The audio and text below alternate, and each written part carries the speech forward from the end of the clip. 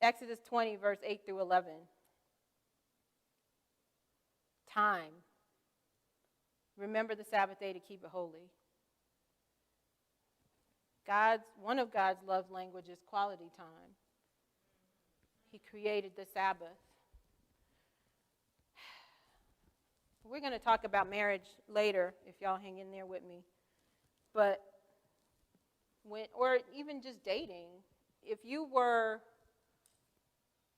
planning to go out with be picked up by your boyfriend or your husband, and you were going to go out, and you're just like, we're going to go out at 7, and then at 7 o'clock, he's just like laying on the couch in his underwear, and you just like, why aren't you ready? We're supposed to be going, you all G'd up and stuff. Why aren't you ready? We talked about this a week ago. You knew the time, you knew the day, you knew the plan. We have reservations, and he's just like, oh, okay, well, I'm gonna go. Let me go take a shower. And you're just like, what? That's how we treat God's Sabbath. Like, we know it's coming, right? It's not a surprise. It's like Christmas. It comes on the same day. Get ready. And this is not about being legalistic, because, we like to throw that around when we ever start to try to follow a rule or something. I'm not trying to be legalistic. I'm just saying, it's coming, iron your clothes. It's coming, cook your food. It's coming, be ready. There was a time when I worked at I was an intern at the Jewish Community Center a few years ago.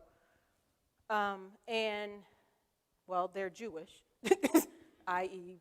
Jewish Community Center. And so I did a paper on them and their beliefs, and they talk about how they keep the Sabbath. I've read a lot of books where they talk about how they keep the Sabbath. And we can, say a lot about whatever as far as Christ is concerned, but they got something going on with the Sabbath situation. It's a joyful experience. And let me just say this. You're going to get this one for free, young people especially. If you got little kids, can y'all please make Sabbath, happy?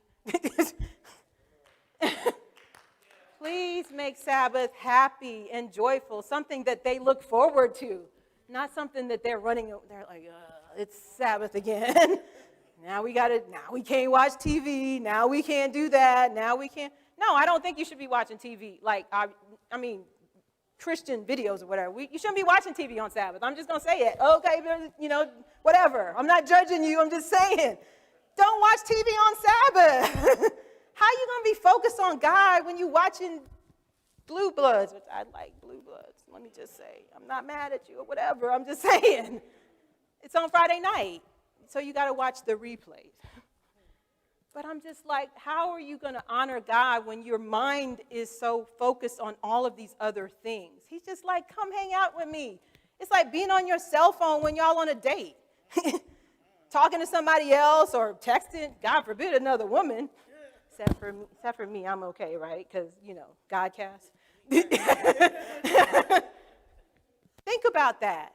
God's like, God is not bound by time, but he bound himself to this day. He bound himself to the seventh day, and he said, spend it with me. I got something for you. I got a blessing for you. I got something special for you on that day. That doesn't happen. Even science has shown that on the seventh day, that Friday night, something different happens. And you're just like, yeah, that's cool, but I think I'm going to sleep in. Yeah, that's cool, God, but I think that I got to go to this concert because, they only do it once a year. God, God, that's cool, but I think, sports, come on, God. You can't, I got to get my boy a scholarship or whatever. Come on. God is inviting us. God. Like God? God is inviting us to commune with him. And we're just like, nah, I'm good. Think about that. God's like, give me your time. And I'm as guilty as everybody else. But when I was here a few years ago, I used to, cook the whole meal on Thursday or whatever. And then I bought candles. and I would light candles as the sun was going down on Friday, and I would have my worship, and I'm single. That's kind of part of the point of this. But, and I would do that by myself, and it was awesome because I wasn't by myself. And then what happens? You lose the fire, something happens, you got to go to rehearsal, and you lose the rhythm of that. And so now I'm saying it, I have to get back in the rhythm, even though I actually have to be at church on Friday nights now. But you lose the rhythm. Make Sabbath something your children love. Like do special stuff that you don't normally do during the week. No, we're saving that for Sabbath. You want to go where? No, we're saving that for Sabbath.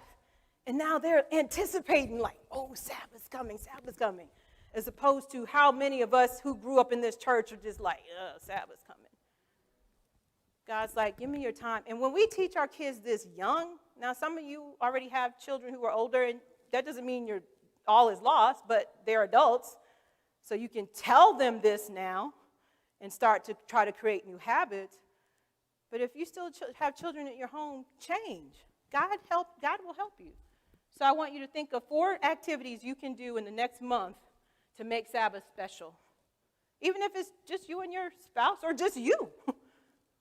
4 things different that you could, maybe you want to do one all the time, but 4 things that you could do to make Sabbath special.